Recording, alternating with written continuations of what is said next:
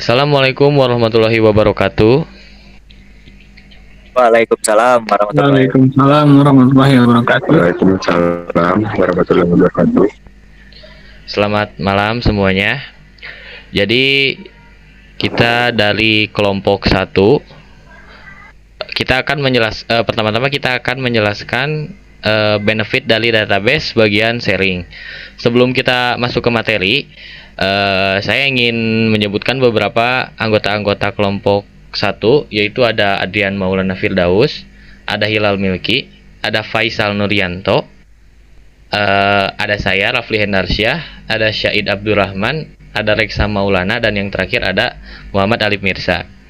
Nah, untuk poin-poin dari materi kali ini ada bagian definisi akan dijelaskan oleh Reksa Maulana, lalu ada cara kerja, ada juga struktur, ada tool database, manfaat, dan yang terakhir ada kesimpulan. Maka untuk materi database kepada Reksa Maulana, silakan. Saya akan menjelaskan definisi tentang database. Database atau basis data adalah sekumpulan data atau informasi yang tersimpan secara sistematis. Dalam penerapannya, database digunakan sebagai pengelompokan data untuk memudahkan identifikasi, menyimpan data, mendapatkan data yang diakses perangkat lunak untuk mendapatkan informasi secara cepat dan akurat. Oke, terima kasih kepada Reksa. Langsung saja lanjut ke materi cara kerja. Silahkan, boleh. Nah, cara kerja database akan terdiri dari sekumpulan tabel data berbasis baris 2 dimensi. Sama seperti beberapa lembar data dalam spreadsheet. Di atas data ada kode, query, rumus, dan lain-lain yang mengotomatiskan tugas memanipulasi data. Kita dapat menyesuaikan otomatisasi ini sesuai dengan kebutuhan. Oke, terima kasih Hilal Miki telah menjelaskan tentang cara kerja. Maka kita lanjut untuk bagian struktur oleh Alif Firsa. Boleh, langsung dijelaskan saja. Dalam struktur database terdiri dari beberapa tipe, ada data, informasi, tabel, entitas, field, record, data value, kunci elemen data. Di dalam data, sekumpulan data fakta mengenai objek tertentu, orang, dan lain-lain yang dinyatakan dengan angka, huruf, gambar, film, suara, dan sebagainya yang relevan dan belum mempunyai arti. Di informasi, hasil pengolahan data yang konkret dan sudah mempunyai arti untuk mencapai suatu tujuan tertentu. Dalam tabel, merupakan hal yang paling mendasar dalam hal penyimpanan data yang terdiri dari field dan record. Entitas, orang, tempat, kejadian, atau konsep yang informasinya direkam. Field atau kolom merupakan elemen dari tabel yang berisikan informasi tertentu yang spesifik tentang subjudul tabel pada sebuah item data. Berikut syarat-syarat pembentukan field 6. Nama pada tabel harus unik atau spesifikasi, boleh disingkat. Pemisah sebagai pengganti spasi dalam pembentukan field adalah tanda lambang kutip underscore kutip. Dalam record baris, sekumpulan data saling berkaitan tentang sebuah subjek tertentu. Misalnya data seorang siswa akan disimpan dalam record yang terdiri dari beberapa kolom atau field. Data value merupakan data aktual atau informasi yang disimpan di tiap data elemen. Isi atribut disebut nilai data. Kunci elemen data, tanda pengenal yang secara unik mengidentifikasikan identitas dari suatu kumpulan identitas. Contoh, entitas mahasiswa yang mempunyai atribut-atribut NPM, nama, alamat, tanggal lahir menggunakan kunci elemen data NPM. Sekian.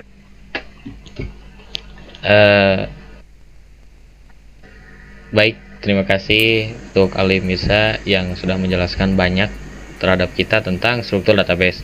Maka dari itu kita langsung aja lanjut ke materi selanjutnya, yaitu tentang tools database yang akan dibacakan oleh Syahid Abdurrahman dan juga oleh Faisal Nuryanto. Saya persilahkan.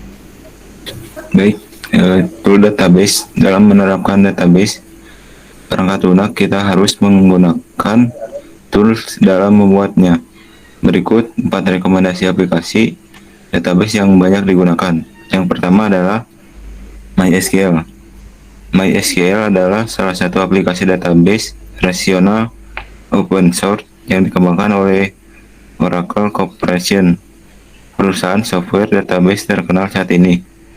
Aplikasi yang satu ini bisa digunakan dengan gratis dan mudah. Selain itu, penggunaan juga tidak membutuhkan perangkat dengan spesifikasi yang terlalu tinggi. Yang kedua adalah Microsoft Access. Pilihan aplikasi database kami yang kedua jatuh pada Microsoft Access, salah satu software aplikasi yang dirilis pada tahun 1992. Meskipun terlampau sangat tua, software database dari Microsoft ini sangat digemari oleh developer, mulai dari kelas pemula sampai kelas advance. Selanjutnya, mangga Faisal Nuryanto.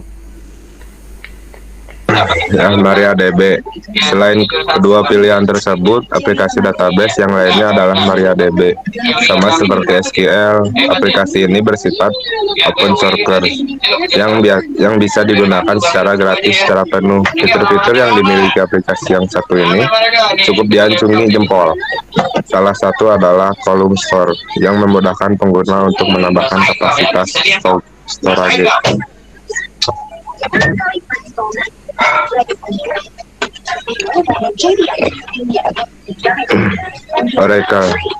Oracle ini aplikasi database relasional lainnya yang cukup populer dan terkenal stabil adalah Oracle. Tidak hanya stabil, aplikasi ini juga mempunyai performa tinggi meski dengan workload tinggi. Selain itu, aplikasi ini juga mempunyai fitur multi-user yang memungkinkannya untuk diakses dan digunakan bersamaan dengan user-user yang lain. Oke, terima kasih untuk Syahid Abdurrahman dan Faisal Nuryanto yang tadi menjelaskan tentang tools database, kayak dan apa sih tools apa saja yang bisa digunakan dalam membuat sebuah database. Bisa kita lanjut ke materi selanjutnya, yaitu tentang manfaat yang akan dijelaskan oleh Adrian Maulana. Saya persilakan. Baik, terima kasih Afli. Di sini saya akan menjelaskan tentang manfaat. Salah satunya yaitu manfaat sharing atau berbagi di dalam database ini. Seperti yang kita dapat perhatikan dari beberapa jenis tools di atas, beberapa database tersebut memiliki salah satu kegunaan, yaitu dapat diakses lebih dari satu pengguna multi-user. Hal ini sejalan dengan manfaat database yang memudahkan akses bagi para user yang berperan dalam pengembangan perangkat lunak ataupun pengembangan database tersebut.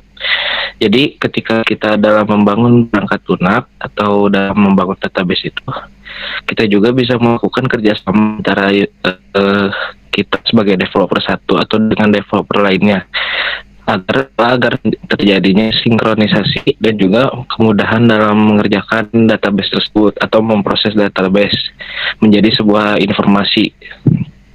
Juga selain itu, kemudahan dari sharing ini adalah agar memudahkan pekerjaan agar lebih cepat dan efisien dalam jangka waktunya. Begitu, Mas Rafli. Oke, baik. Terima kasih untuk Mas Adrian Maulana. Jadi kita tadi udah dijelaskan semuanya gitu, mulai dari definisi, cara kerja, struktur tools database sampai ke manfaatnya. Karena ini udah jadi materi terakhir, maka saya sebagai moderator ingin coba menyimpulkan tentang materi yang tadi udah dijelaskan oleh teman-teman tentang sharing database ini. Jadi kesimpulannya itu database itu adalah sebuah teknologi yang membantu kelanjutan teknologi agar bisa lebih berkembang, seperti itu. Jadi banyak kemudahan sebenarnya yang ditawarkan dalam menggunakannya gitu. Mungkin bisa dari pengembangan aplikasi, website, desktop, dan banyak lainnya.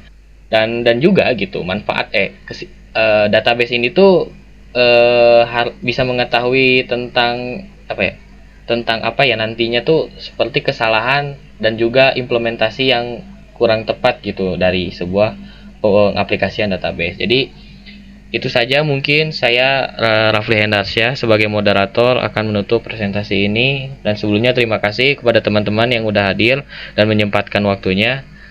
Saya Rafli. Assalamualaikum warahmatullahi wabarakatuh. Terima kasih semuanya. Waalaikumsalam warahmatullahi wabarakatuh.